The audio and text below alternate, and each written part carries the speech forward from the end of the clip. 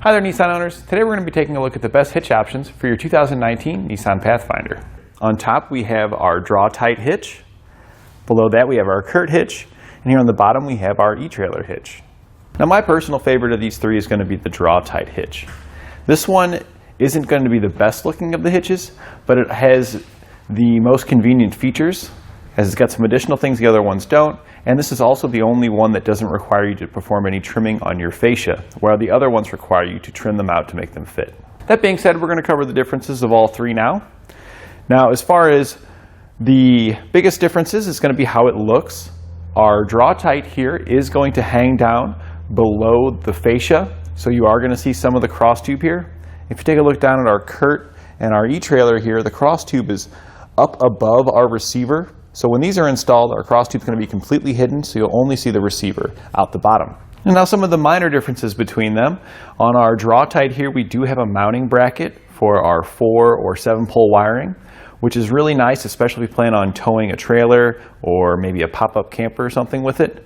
We can get that wiring easily mounted up here next to our hitch, so we've got a secure mounting place that doesn't require us to drill into the vehicle. With our Curt and our etrailer down here, we don't have any type of bracket. Now, it's not really a huge deal.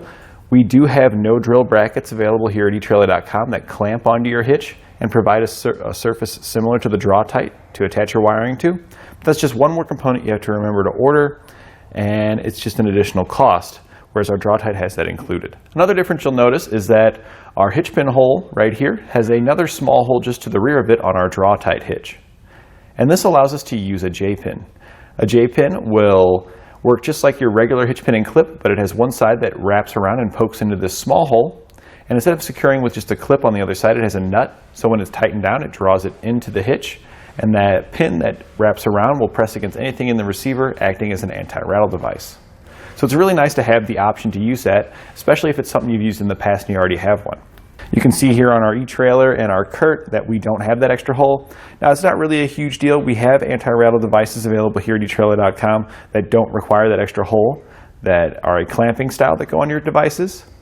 So you have that option as well. I personally like the J-pin a little bit more because you're already going to need to put a pin in to get your devices secured, so you're kind of just doing it all in one. But those clamping styles will work with just about any hitch and device. So if you need those, we have those available for you as well. And lastly, you'll notice that our safety chain loops are significantly different. On our Curt and our etrailer, we've got hoop style loops with a very large opening. And I like the hoop style since it's round. You can fit just about any style of safety chain on there.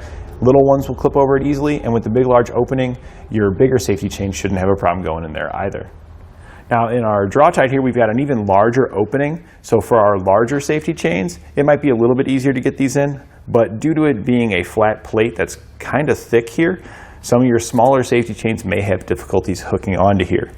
We do have quick links available here at etrailer.com that you can put on here. The quick links will give you a hoop that you can attach your smaller safety chains to easily. And lastly, the thing you're going to notice here is that the paint finish on each of these is going to be slightly different. Our Draw-Tite has a semi-gloss, our Curt has a full gloss, and our etrailer down here has a matte. Now, my personal favorite of the finishes is going to be the etrailers. The matte finish tends to blend in with the black plastic often found around the bottom back side of the vehicle, so it gives it a more factory look. And since it's a textured matte finish, it tends to hide scratches and abrasions better than your gloss and your semi-gloss. Personally, the semi-gloss I like better than the regular gloss because this is going to show blemishes the most out of the three finishes. Now when it comes to their towing capabilities, they are all going to be about the same with a 900-pound tongue weight and a 6,000-pound gross towing capacity. And all three of them are going to be rated for use with a weight distribution system. So it doesn't matter which one you choose here, they're all going to be plenty capable.